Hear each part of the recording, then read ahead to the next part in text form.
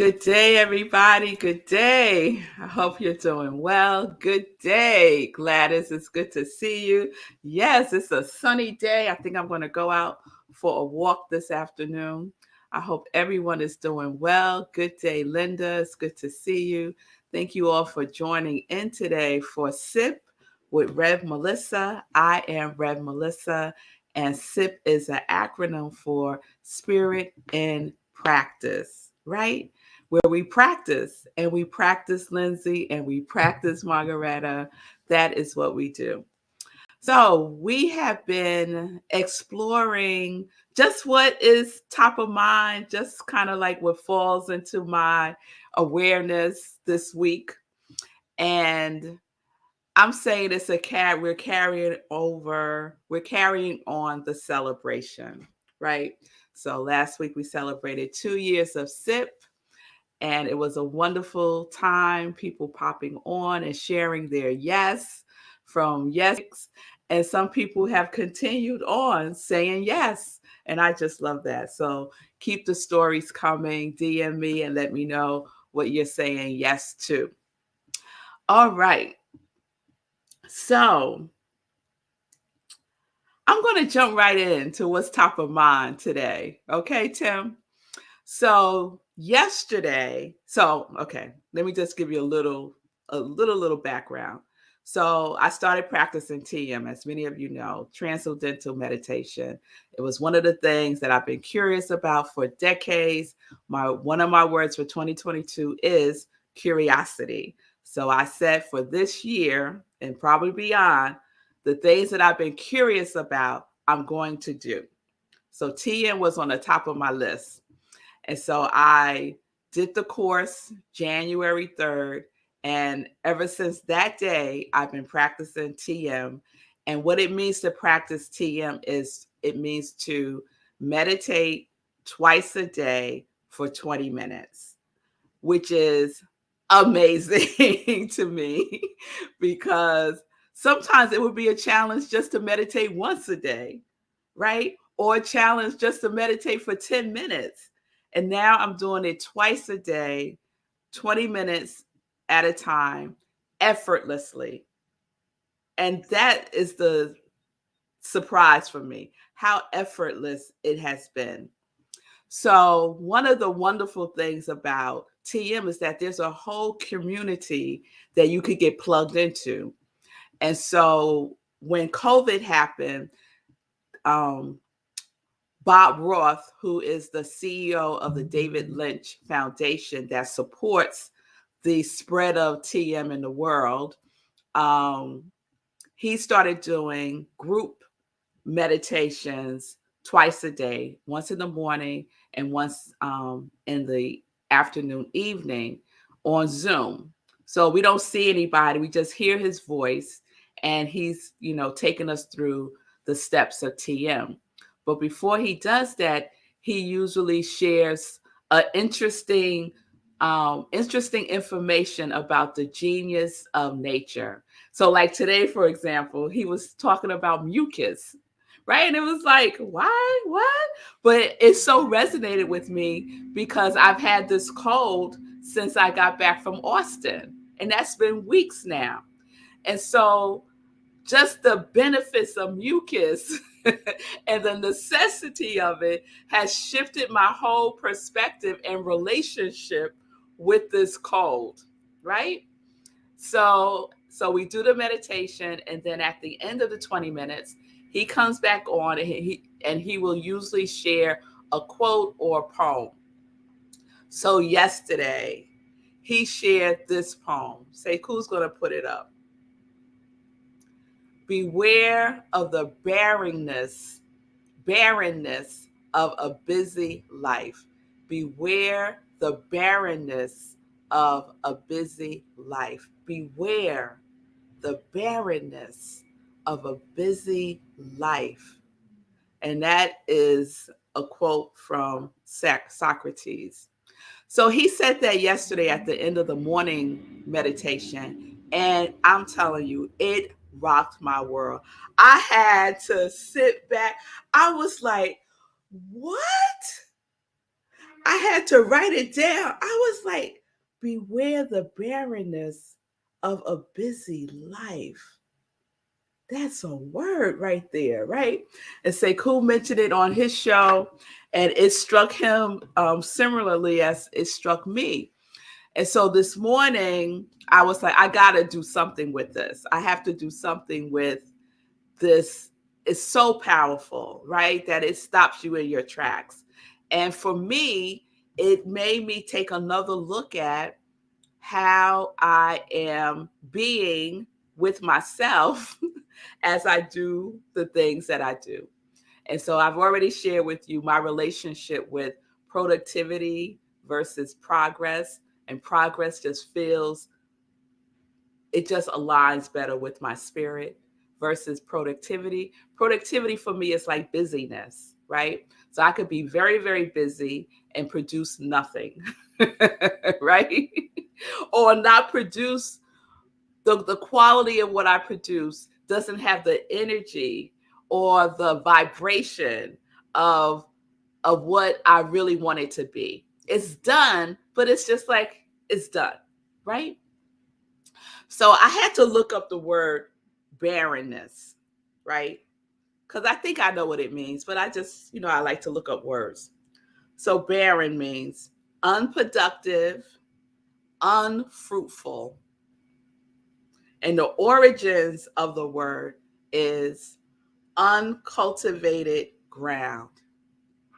Uncultivated ground. That really struck me. Uncultivated and ground. Uncultivated ground, right? So I am familiar, and maybe I'm the only one, but I am familiar with the feeling of barrenness. I'm familiar with that, right? I'm familiar with being unproductive in what I'm doing and bearing no fruit. Bear, bearing no fruit from it, right? No fruit that I want to eat, right? No fruit that I want to eat. So, where I was very busy and I bared no fruit, how did I feel? Right? Because for me, it's always going back to my feeling tone. So I usually would feel unsatisfied. I would usually feel a little disappointed in myself. I would usually feel, even sometimes, what came up for me this morning when I was sitting with this is I would kind of feel lost, like in a desert, right? And a desert is what? A desert can be barren, right? They could look barren, right? And I might also feel a little malnourished, like I haven't fed my spirit with the things that I want to cultivate in my life, right? So if the origins of the word barren is uncultivated ground, the question for myself and the question that I pose to all of you is every single day, what are you cultivating, right? What are you cultivating? The ground is very important, right? The ground, the soil, right? What are you cultivating? And sometimes I'm cultivating busyness. I am. And it is exhausting, right? It leaves me feeling empty, not filled up, empty, right? And what do you get from emptiness? And I'm not talking about the Buddhist view of emptiness, more emptiness, right? It's just going to the inward experience is going to bear fruit of that which is expressing itself from within. It's just how life works, right? Lindsay, I see you. So Lindsay said you can hide in a busy life. And you know what, Lindsay? I got to push back on that one. I got to push back, right? So you could think that you're hiding. You could think that you're hiding in a busy life, But the only one that you're truly, truly hiding from is yourself, not anyone else. And that's really all that matters, is that you recognize that you're hiding from yourself, right? You're hiding from yourself. You're hiding from your gifts. You're hiding from bearing the fruit that you were made to bear, right? We are all here to bear our unique fruit, which are our gifts. I thought so, Lindsay. I wanted to check. She said, that is what I mean. Yes, yes, yes. Right? That we are bearing the fruit of our gifts. And if our busyness has nothing to do with our gifts that we are cultivating, then what is it that we're bearing? And this is so helpful to me in making choices, making a conscious choice. We're in, yes, a conscious choice about what I'm saying yes to and what I'm saying no to. So it's just drilling it down for me, right? It's like another layer. It's taking it deeper so I could go higher, right?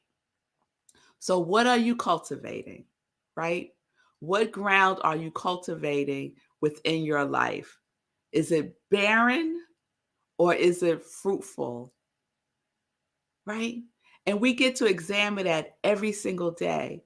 And if we find ourselves in the desert, right, being busy in the desert, we could stop, recognize it, and make a change, shift.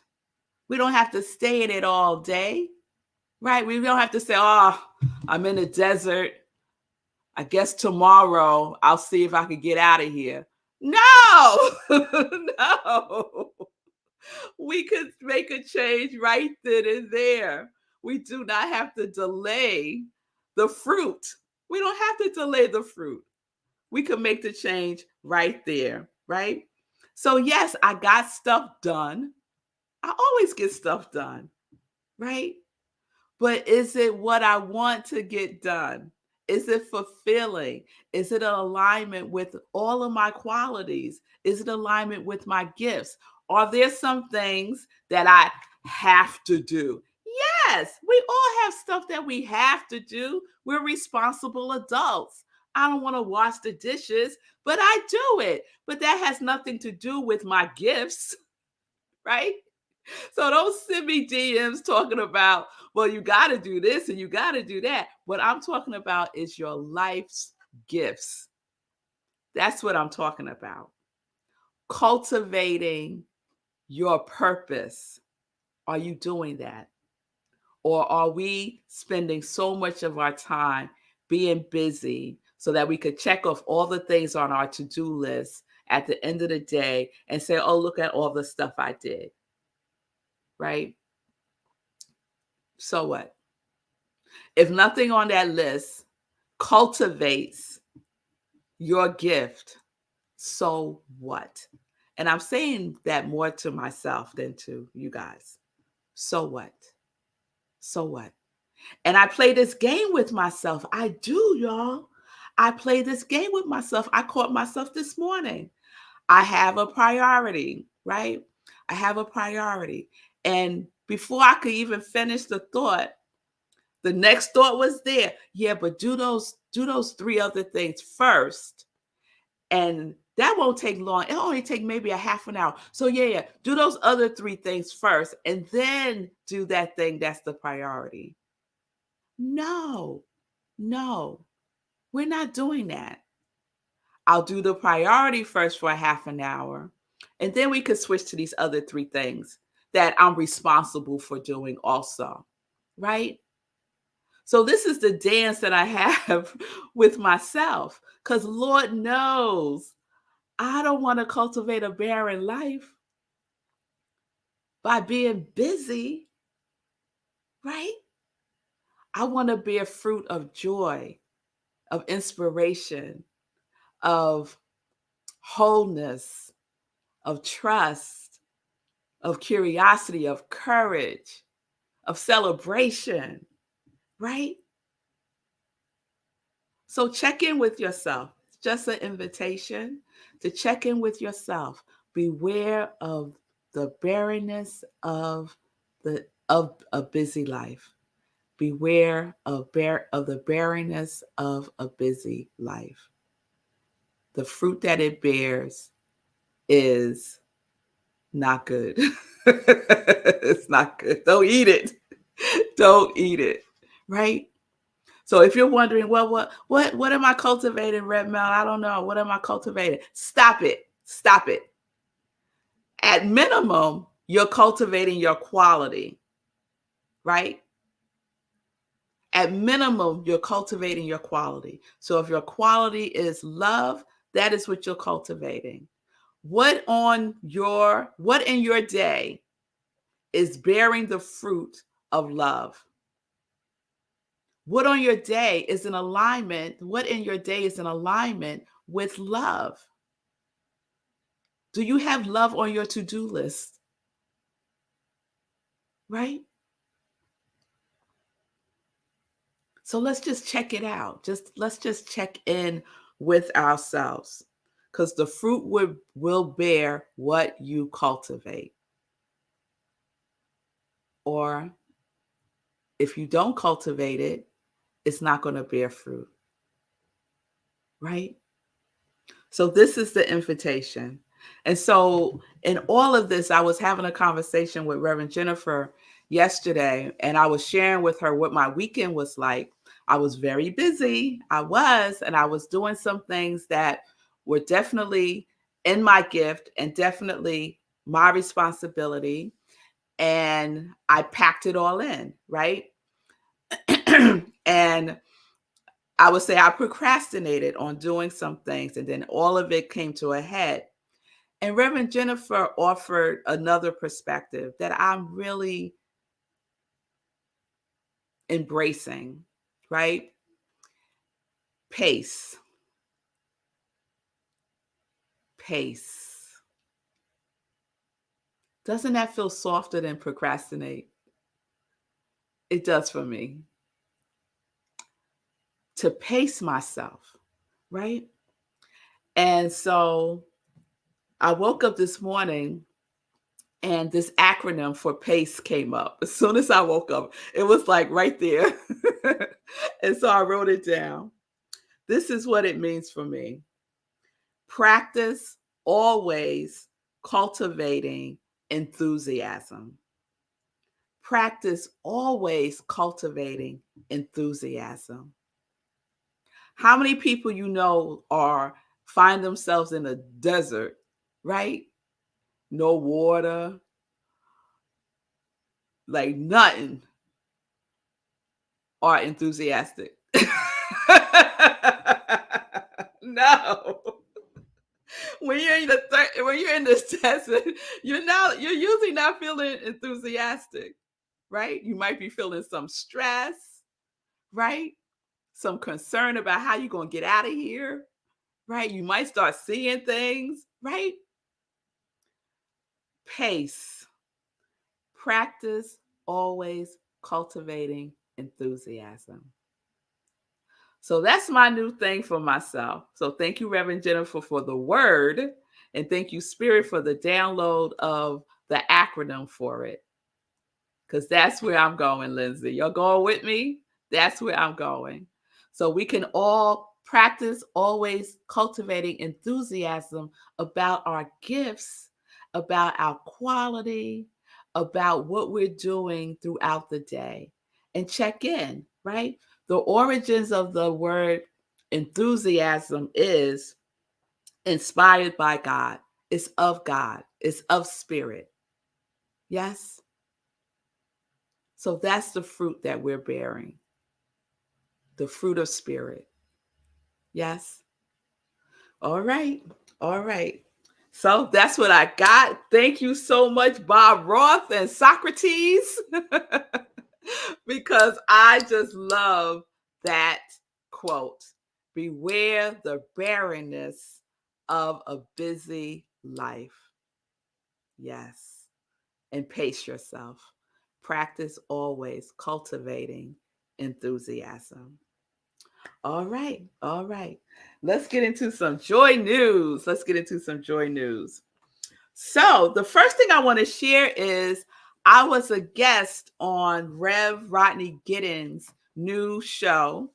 It's called The After Party, which I just love. So, it's called TAP, and TAP stands for the After Party. And he has two things for it, something with the principal. But anyway, so the first show was on Monday. I was the inaugural guest, which I just love being first.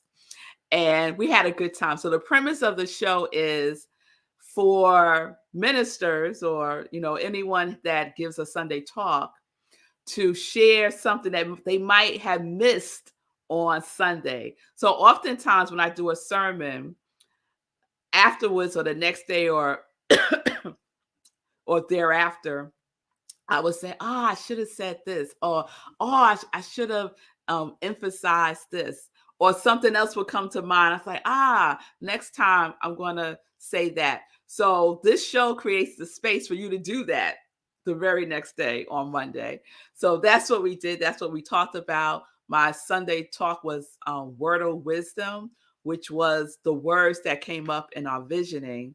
And so I was just sharing some of what I wanted to emphasize on Sunday, and I didn't really feel like I had. So I had the opportunity to do that on his show. So you could check it out. It'll be on my page. And it's called The After Party, which I just love. So thank you, Rodney, for having me on as the first guest. I really appreciate that. So this Sunday, we have our next episode of Living Life in Joy. We are extending celebrating women who are connected to their yes. So please tune in for that, 10:30 a.m. Eastern Time. Right after, we have Sunday in Praise at Rockland CSL, 11:30 a.m. Eastern Time. We have our services on Zoom, so you can go to rocklandcsl.org, click on Sunday service, click on the link, and you will be in the Zoom room. We also live stream on Facebook. This Sunday's topic it was the 3 R's, but I got to download today, so I got to change the name. I got to change the title. And that was funny too, because I was like, dang, I already said it's the 3 R's. And then I said, well, wait a minute, I'm the spiritual director. I could just change that. So that's what I did. So now the topic is no doubt. No doubt. All right. So tune in for that. Friday, I should have done Friday first, right before Sunday. This Friday, Good Friday, the first day of Passover, 8:30 p.m. Eastern Time. We have our meditation with the moon. It is the pink moon. It is the moon that determines when Easter will be. So Easter is always the Sunday after the Paschal moon. Next week, just be aware that I will be on spring break. It's part of my commitment to myself for rest. So next week, and pacing myself. How y'all like that? So next week, we will be replaying my early Facebook Lives before it was even SIP. So we're going to continue with day 2 through day 6 next week of pre-SIP. So you already saw day 1. And so at least day 2, I'm upright. I'm upright on day 2. So that's going to be fun. So check that out. All next week, the same time SIP is on. Then May 20th, I shared the rebroadcasting of Healing, Joy, and Liberation, Mental Health and the Arts. That is going to rebroadcast on May 20th at 10 p.m. in honor of Mental Health Awareness Month. And May 22nd, I'm the keynote speaker at a women's empowerment brunch called Control Alt Delete in the Poconos, Pennsylvania, $35. Information is on my website, iamrevmelissa.com. And what I am most excited about for May is our trunk show with Gladys Williams. You can check her out at Asante's Jewels Get a preview of the wonderful jewelry that she makes, one of a kind, extraordinary, transformative jewelry. So that's going to be May 7th, 6 p.m. Eastern Time on Zoom. All right, so spread the word, spread the word. And I'll have a flyer out over the weekend. Okay? All right, so let me check in with Sekou real quick. Yeah. So, as you already said, I spoke about this quote yesterday, I guess it was. Because it really hit me too. It really hit me too. We did the whole meditation thing and all that. And there was actually the first of two quotes. I can't even tell you what the other quote was because this quote hit me so hard. And like you, I wrote it down. I took a screenshot. I found an image, a screenshot, everything. I talked about it on my show while it was still fresh. So I was still kind of, reaching for it. But yeah, it is a very powerful quote. And in my Googling of it, I saw that the interpretation of it was very subjective. There was no definitive, this is what this is. So we invite you to make your own interpretation of it for you. But it's one of those shockers, right? It's one of those quotes that's arresting. I was late running because I was Googling trying to find something in a Reddit thread about what it means. What did Socrates say it means? It's very subjective. So yeah, take the invitation and interpret it for yourself. It was a very good quote. Yeah. So I'm glad you talked about it. Actually, I did a preview of this episode of SIP on my show this morning. I was like, oh, Rev Mel's going to be talking about that Socrates quote that I was just talking about, so I can't wait to see what she says. This is going to last for a while. It's going to stay in my head for a while, and it'll be something that I refer to in the future for sure. Yeah, for sure. And I think the other thing that's so powerful about the quote is that you get an instant visual. Yeah. Right? It's so visual. It's so visual. It's so impactful, right? Yeah. Like it has its own energy to it. Yeah. And it's funny, the image you used focused on the barrenness, like the desert, right? Let me find it again. Right, so there's the barrenness emphasized. The image I found that I kept focused on the busy. So it's the quote over traffic, like all these cars going this and that way. There's so much to unpack from that one quote. Yeah, I saw that visual, and I was between that one and the one that I chose. Yeah, so the one with the desert just really speaks to me. Yeah, Yeah, for all the reasons. And you looked up the words, and you unpacked the different meanings. It's good stuff. Yeah. All right, wonderful. So I found the other quote, so I'm just going to share it because Sekou mentioned there was two quotes, and the one that we just talked about was the first one. Here's the second one that I also enjoy. So I might share this. I might talk about this one too at some point. Happiness and freedom begin with one principle. Some things are within our control and some are not. I like that. Happiness and freedom begin with one principle. Some things are within our control and some are not. So let's end it there. We might revisit that. Remember, pace yourself. Remember, Rev Melissa, pace yourself, girl. Pace yourself. Practice always cultivating enthusiasm. All right, y'all. I will see you tomorrow. Peace and blessings, peace and justice. We're living life in joy, connected to our yes.